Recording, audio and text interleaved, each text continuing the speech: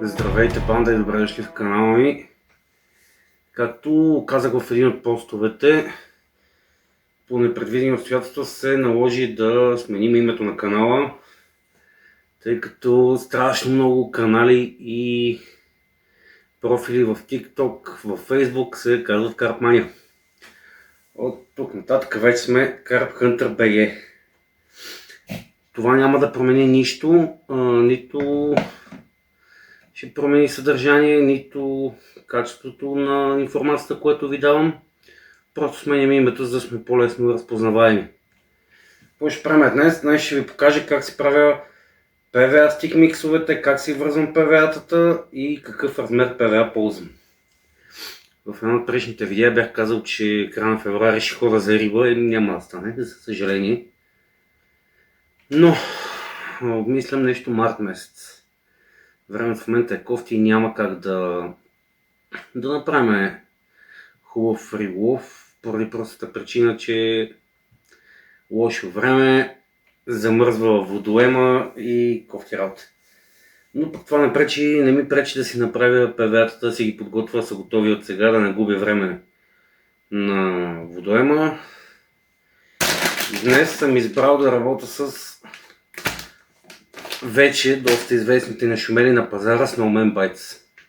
Това са топчета с високо съдържание на активни съставки, високо качество, произвежда ги моят приятен Свилен.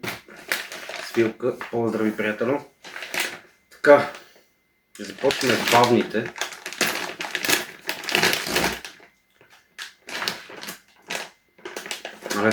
Още не съм отворил пакета и вече мериш. Брутални са. Идеята на по-качествените топчета добре, така става. Идеята на по-качествените топчета е, понеже през студените месеци не вкарваме кой знае колко голямо количество храна, да можем да компенсираме с качество. Тоест да дадем сигнал на рибата, че на това място има храна и няма нищо лошо тя да мине, да се нахрани.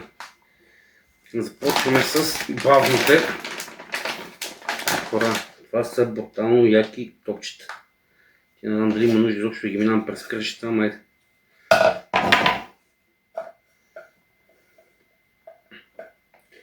Това не е платена реклама, просто съм адски доволен от продуктите на Snowman Bites.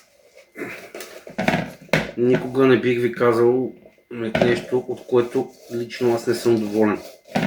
Идеята е да ви дам достоверна информация. Така.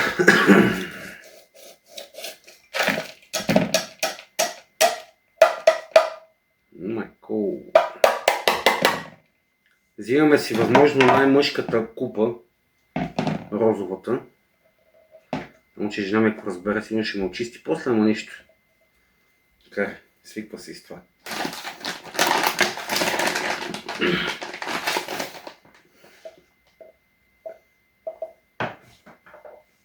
Добре. Това отиде долу някъде.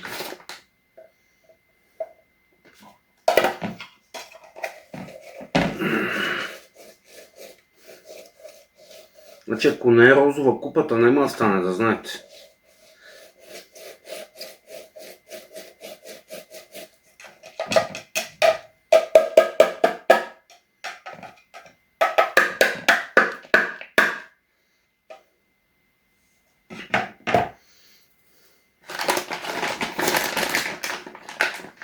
Това топче истината. Миришат много силно. В същото време са меки. Не е нужно да, както виждате, след това ги троша без да се напълвам. Не е нужно да използвате бургия, винтоверт, бормашина или каквото било, за да ги не пробиете. Малко ще ви покажа колко лесно влиза и иглата в тях. Въпреки че тези са за хранене топчета, стават и за куката. Просто малко по-бързо ще се разтворят. Така. Ето това трябва да стане готовата консистенция. Само че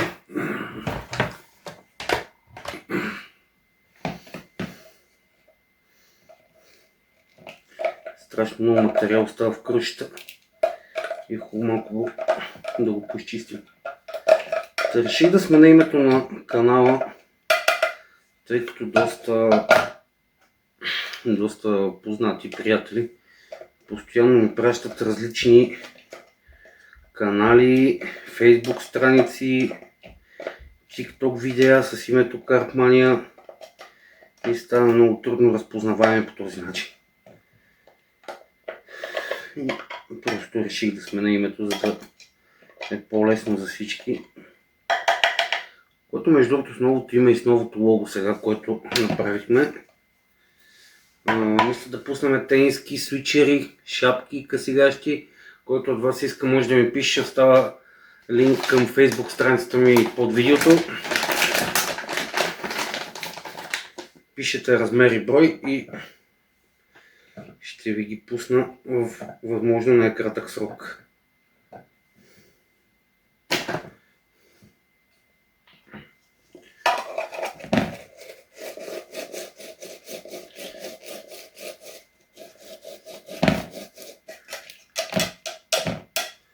Така. Много е важно, след като приключим с ПВА-тата, за жените от вас говоря, да се изчистиме след нас, защото става патърдия голема. Как да обясниш на жена, че правиш нещо важно? Нали, да бъдем реалисти. Така.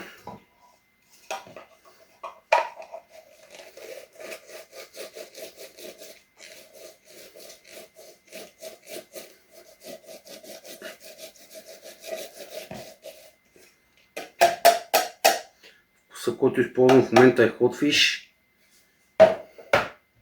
Много булснат аромат от това.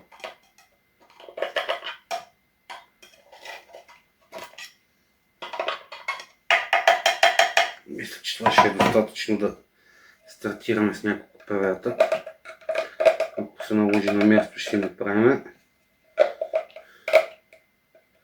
Поне на този етап това количество стига. Така. Взимаме си ПВА системата.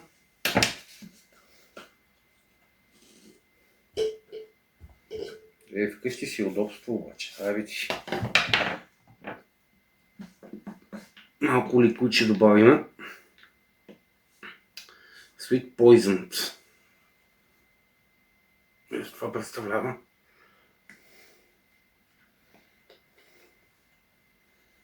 Ами да, аз да си хапна.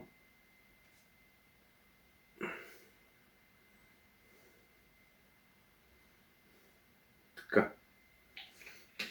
Толкова стига на това количество.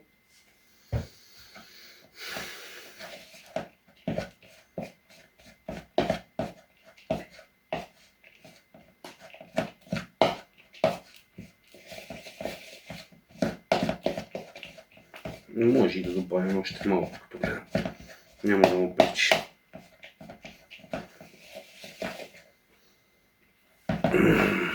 Това мирише страшно вкусно, хора. Ето предвид, че ликвидите са силен атрактант. Трябва да внимаваме с количеството. Особено в ПВА-та и храна. Тъй като винаги съществува реалния шанс да получим обратен ефект. Именно вместо да съберем рибата, да я отблъснем, което е може би едно от най-гадните неща, които могат да ви случат. Тъй като чакате удар, знаете, че сте с качествена храна, стръвта ви е брутално хубава, но божествено, хора. И така започваме. Слагам малко смес готова в системата. Притискаме с тъпкачката. Така, нека това пусна боичка.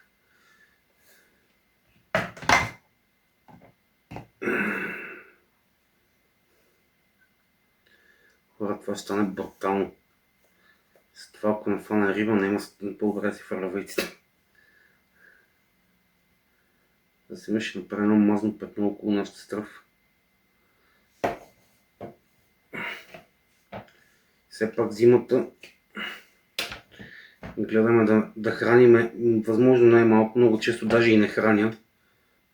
По-скоро само в ПВ работа.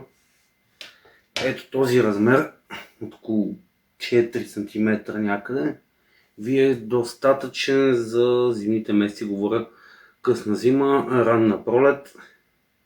И вече от края на март, началото на април е хубаво да почнем да храниме, но до тогава това мисля, че е достатъчно. Вече зависи от водоема, нали? Но основно на тези, които аз посещавам, това ми върши много добра работа.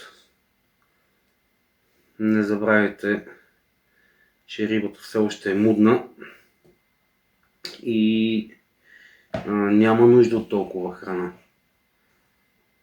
Тя често пъти по-скоро, ако има много храна, ще я се дръпне, особено през този месец. Тъй като това изисква усилия за нея, а рибата гледа да си пести силите. Говоря през студените месеци. И през топлите месеци няма никакъв проблем на ден да вкарвам по 4, 5, 6 кг храна. Зависи от месеца. Тогава даже задължително, даже не препоръчително, ми си е задължително да вкараме нужното количество храна, за да можем да имаме успешен излет. Ето така. Това са бомбичките, с които аз ходя през студените месеци. Не забравяйте да слагате качествени топчета, качествена стръв. Рибата през студените месеци, за пореден път казвам, тя не търси количество, тя търси качество. За нея е по-лесно да сложим нещо от... Сега ще го намерим. Нещо от този сорт на куката. Пак са на моя приятел свилката.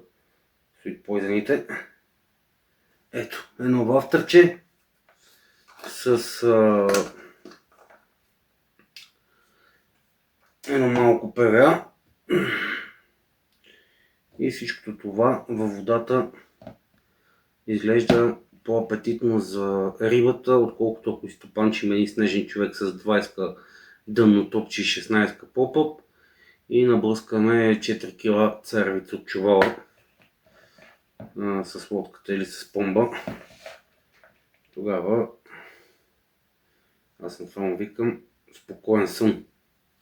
3-4 дена, освен плевелни риби, друго не очакваме. Продължавам да си тъпче ПВА-тата.